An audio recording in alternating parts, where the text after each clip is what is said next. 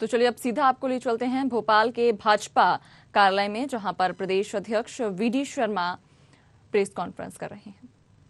Bharatiya Janata party पिछली बार जो हारी थी, इस बार कितनी सीटें जीती, एनालिसिस करते हुए एनालिटिक रिपोर्ट पूरी गुजरात के चुनाव पर जो प्रस्तुत की,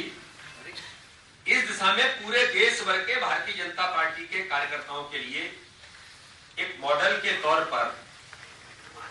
इस राजनीतिक प्रस्ताव में उसकी चर्चा देश भर के अंदर हुई है। विपक्ष की नकारात्मक राजनीति की कड़ाई हार हुई है। जो जिस प्रकार से गुजरात के अंदर ये भी एक आदर्श उदाहरण के तौर पर जो विपक्ष एक नेगेटिव पॉलिटिक्स करने का काम करता है, उसकी भी करारी हार, चाहे उन दलों का मुझे नाम लेने की जरूरत नहीं है, उनके बारे में भी उस एनालिसिस में कितने जमानतें जब्त हुई, कितने स्थानों पर क्या हालतें उनकी बनी, ये चुनाव इसको लेकर के आदर्श उदाहरण बना। विधानसभा चुनाव के साथ साथ आजमगढ़ और रामपुर लोकसभा सीट पर भी जो उपचुनाव हुए, भाजपा ने ऐतिहासिक जीत दर्ज की। इसकी भी माननीय प्रधानमंत्री जी को और वहां के नेतृत्व को, राष्ट्रीय कार्यकारिणी ने इस बात को लेकर के अभिनंदन किया और इसलिए जीत प्रधानमंत्री श्री नरेंद्र मोदी जी के नेतृत्व में भाजपा की डबल इंजन की सरकार है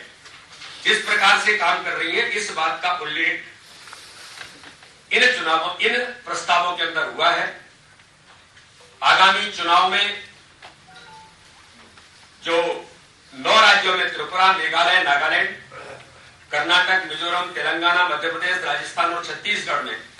आगामी इस वर्ष 2023 में जो चुनाव संपन्न होने वाले हैं, उनके लिए राष्ट्रीय कार्यकारिणी ने एक संकल्प पारित किया कि विजय का संकल्प लेकर के हम यहां से आगे बढ़ेंगे। और राष्ट्रीय कार्य समिति में, राष्ट्रीय कार्यकारिणी में सभी लोगों ने मिलकर के जो गरीब कल्याण की योजनाओं के आधार पर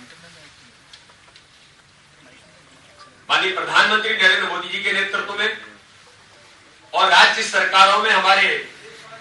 सभी सम्मानीय मुख्यमंत्रियों के नेतृत्व में, जो मैंने कहा कि डबल इंजन की सरकारें, गरीबों का जीवन बदलने का अभियान भारतीय जनता पार्टी ने लिया है और संगठन की ताकत के बल पर जो प्रत्येक बूथ पर भारतीय जनता पार्टी सशक्त और सक्षम बनकर आज काम करने का प्रयास कर रही है, उसके आधार पर आगामी इस वर्ष आने वाले 9 राज्यों के चुनाव में विजय का संकल्प भी इस राष्ट्रीय कार्य समिति ने लिया है। इसलिए एक नहीं, कई प्रकार की चीजों को इस राजनीतिक प्रस्ताव में भारतीय जनता पार्टी ने लिया है। साथ में ही जिसके बारे में मैंने उल्लेख किया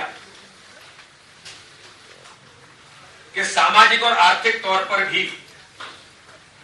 कोविड के चुनौती के दौरान जिस प्रकार का काम भारतीय जनता पार्टी ने किया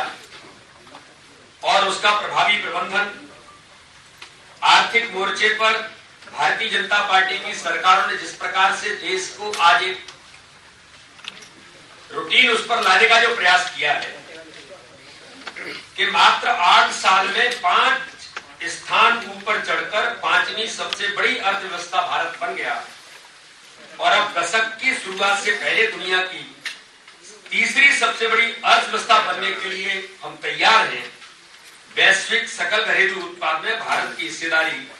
2014 में 2.6% थी, अब ये इस मुकाबले में बढ़कर 3.5% हो गई है। हम इस दिशा में भी लगातार बढ़ रहे हैं। आजादी का अमृत महोत्सव और एक सांस्कृतिक पुनरुद्धार पूरे भारत का।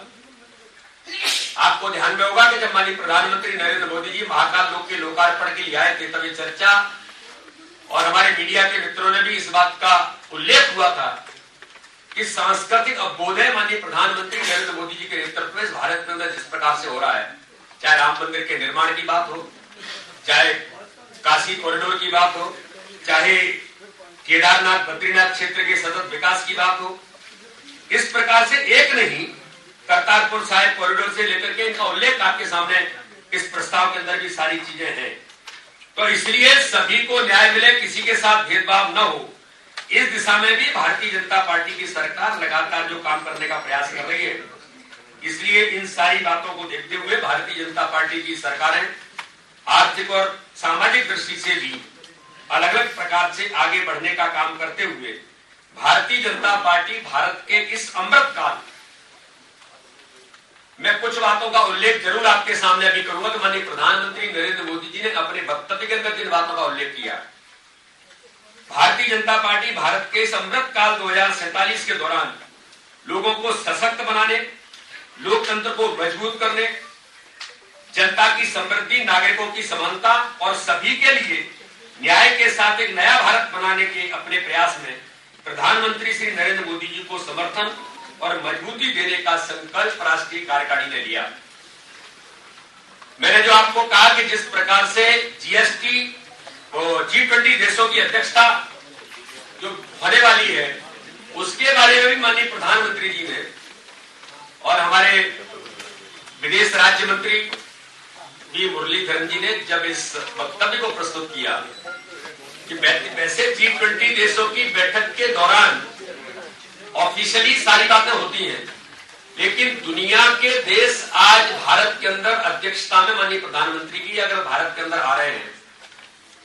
तो किस प्रकार से देश में उनके प्रतिभाव जो वसुधैव कुटुंबकम की कल्पना के साथ हम लोग जो कहते हैं कि आने वाले जो लोग हैं उनके स्वागत और सम्मान में भारत की जो परंपरा है हम उस दिशा में कैसे काम कर सके। तो स्वच्छता से लेकर के माननीय प्रधानमंत्री ने जो आह्वान किया कि भारत दुनिया का सबसे स्वच्छ, धीरे धीरे स्वच्छ शहर देश की ओर बढ़ रहा है। इंदौर जैसे मध्य प्रदेश के अंदर भारत का सबसे स्वच्छ शहर है।